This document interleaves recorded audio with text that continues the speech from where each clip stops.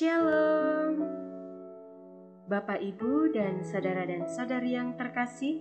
Jumpa lagi dalam Sikat Sabda Iman Katolik Selasa, Pekan Biasa ke-17, 27 Juli 2021. Bacaan hari ini dari Injil Matius bab 13 ayat 36 sampai 43.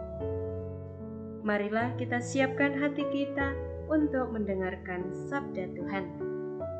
Semoga Tuhan beserta kita, sekarang dan selama-lamanya. Inilah Injil Yesus Kristus menurut Matius. Dimuliakanlah Tuhan. Pada suatu hari, Yesus meninggalkan orang banyak lalu pulang. Para murid kemudian datang dan berkata kepadanya, "Jelaskanlah kepada kami arti perumpamaan tentang lalang di ladang itu." Yesus menjawab, "Orang yang menaburkan benih baik ialah Anak Manusia. Ladang itu ialah dunia. Benih yang baik adalah anak-anak kerajaan, dan lalang adalah anak-anak si jahat. Musuh yang menaburkan benih lalang ialah iblis.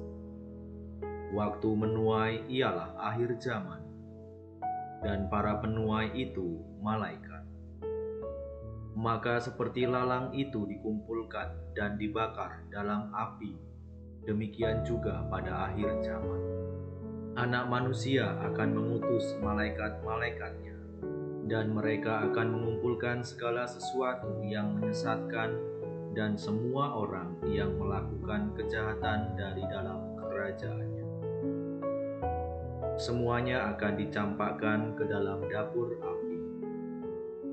Di sanalah akan terdapat ratapan dan kertak gigi. Pada waktu itulah orang benar akan bercahaya seperti matahari dalam kerajaan Bapa mereka. Siapa bertelinga, hendaklah ia mendengarkan." Demikianlah sabda Tuhan. Terpujilah Kristus. Bapak, Ibu, dan saudari yang terkasih, tema renungan kita hari ini adalah hidup adalah sebuah perjuangan. Dalam kehidupan kita sehari-hari, jelas sebagai orang yang masih aktif, kita banyak melakukan tindakan. Yang menjadi pertanyaan adalah, apakah kita sudah berpikir jauh ke depan sebelum bertindak? Harapannya bahwa kita semua yang sedang mendengarkan renungan ini sudah berbuat demikian. Karena ada pepatah mengatakan, apa yang kamu tabur, itulah yang akan kamu tuai. Yang artinya, jika kita menaburkan kebaikan, maka akan menuai kebahagiaan. Dan jika kita menaburkan kejahatan, maka akan hidup dalam kesengsaraan. Bacaan Injil yang baru saja kita dengar merupakan penjelasan dari perumpamaan tentang lalang yang tumbuh di antara gandum. Perumpamaan ini merupakan suatu simbol di mana ladang melambangkan dunia, sang penabur melambangkan anak manusia, penabur yang jahat melambangkan si iblis, gandum melambangkan anak kerajaan Allah, dan lalang melambangkan anak si jahat. Hal ini menggambarkan kehidupan kita bahwa kebaikan tumbuh bersama dengan kejahatan. Melihat itu, apakah Tuhan akan diam saja? Tentu saja tidak. Tuhan hanya memberi kesempatan bagi manusia untuk memilih dan memperjuangkan hidupnya. Akan ada waktunya di mana para malaikat dapat melaksanakan tugasnya untuk mengumpulkan orang-orang baik dan orang-orang jahat pada akhir zaman. Perumpamaan ini juga mengandung suatu peringatan, baik kepada orang benar maupun kepada orang berdosa. Orang benar diajak untuk selalu bersyukur dan hidup di jalan Tuhan yang lurus, meskipun tidak mudah. Dan kepada orang berdosa agar berbenah diri, karena Tuhan tidak menutup mata dan akan selalu menegakkan keadilan. Itu berarti bahwa menjadi pribadi yang baik, benar, dan adil perlu ada usaha dan pengorbanan dari setiap orang.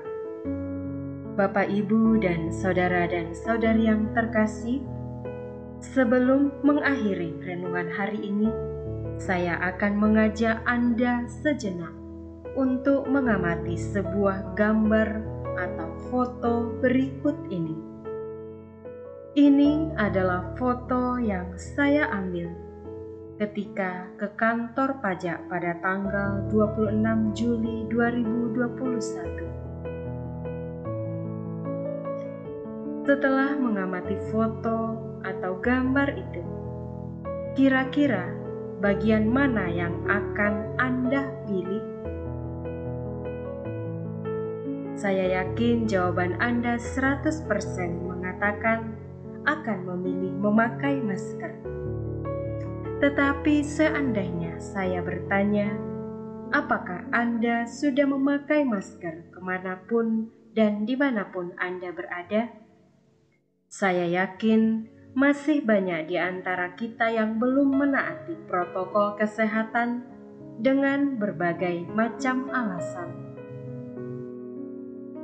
Bapak, Ibu, dan saudara-saudari yang terkasih, gambar atau foto yang baru saja kita amati tidak hanya menunjukkan sebuah pilihan, tetapi mengandung unsur peringatan.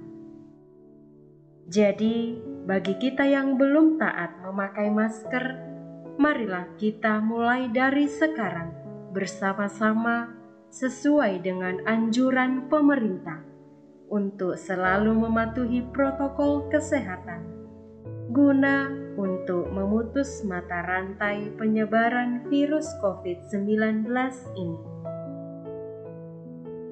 Dan marilah juga kita bersama-sama belajar untuk selalu bersyukur dan menebarkan kebaikan-kebaikan kecil yang bisa kita lakukan dalam hidup ini.